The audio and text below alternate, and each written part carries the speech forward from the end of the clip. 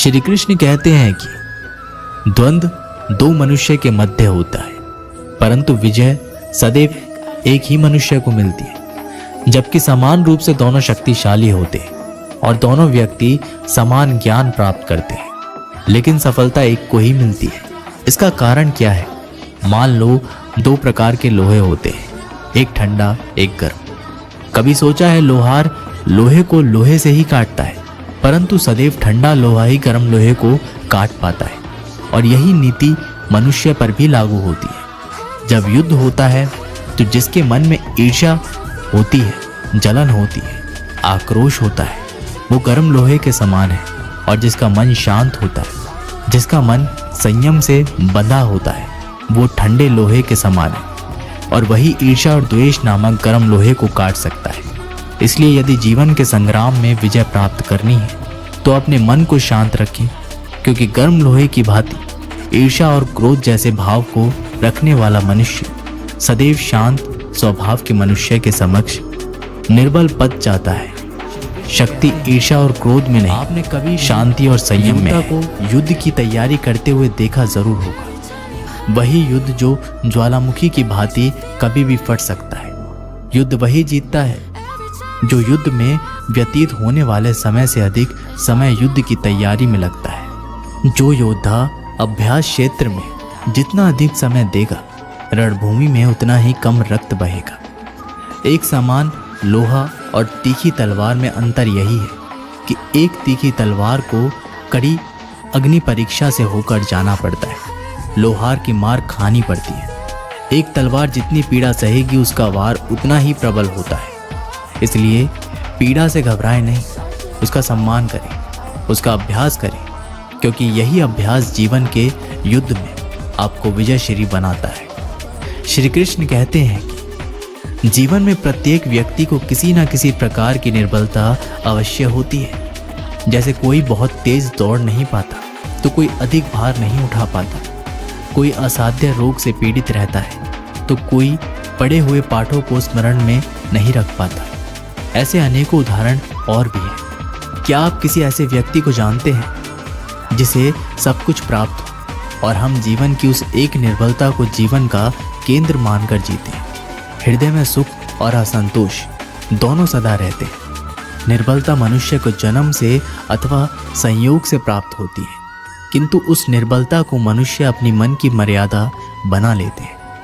किंतु कुछ व्यक्ति ऐसे भी होते हैं जो अपने पुरुषार्थ और श्रम से उस निर्बलता को पराजित कर देते हैं। क्या भेद है उनमें और अन्य लोगों में? क्या आपने कभी विचार किया है? सरल सा उत्तर है इसका। जो व्यक्ति निर्बलता से पराजित नहीं होता, जो पुरुषार्थ करने का साहस रखता है, हृदय में वो निर्बलता को पार कर जाता है। अर्थात निर्बलता अवश्य ईश्वर देता है, किंतु मर्यादा मनुष्य का मन ही निर्मित करता है। यदि संसार में कुछ धर्म है, कुछ पुण्य है, कुछ महान है, तो वो है परिस्थिति के अनुसार चलना। जटायु याद है आपको, वो जिन्होंने रावण पर क्रोध किया था, उस पर आक्रमण किया था?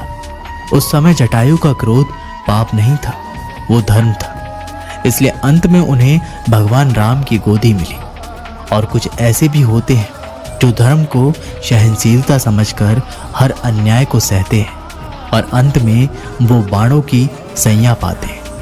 यदि कोई पशु या व्यक्ति अकारण आक्रमण करके किसी निर्दोष के प्राण लेने की चेष्टा करे, तो उसकी रक्षा हेतु उसका वध कर देना पाप नहीं, श्री कृष्ण समय की मांग है। हम अपनी सोच और संसार की मान्यता के अनुसार अपने विचार बनाते हैं। जैसा सत्य कहना धर्म है, असत्य कहना पाप। सहनशीलता धर्म है और क्रोध करना अधर्म। उपकार करना, जीवों पर दया करना धर्म है और निष्ठुर होना अधर्म। परंतु क्या यही सत्य है? कभी कभी परिस्थितियां इन आवेशों को उल्टा नहीं कर देती, करती है। इस संसार का सबसे बड़ा पाप क्या है? असत्य बोलना, हत्या कर देना, चोरी करना या किसी का अपमान करना। संसार का सबसे बड़ा पाप है किसी निर्बल को सताना, और संसार का सबसे बड़ा दंड भी उस निर्बल के मुख से निकली हाय है।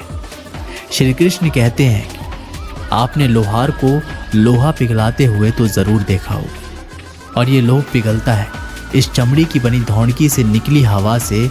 ज़रा आप सोचिए, एक मृत पशु की आँख में बनी धौंकी इतने कठोर लोहे को भस्म कर सकती है। ठीक उसी प्रकार आप चाहे जितनी भी शक्तिशाली क्यों ना हो, यदि आपने किसी निर्दोष, किसी निर्बल को सताया तो उसके मन से निकली हाय और उसका श्राप, यदि आगे बढ़ना है तो अपनों का साथ दो।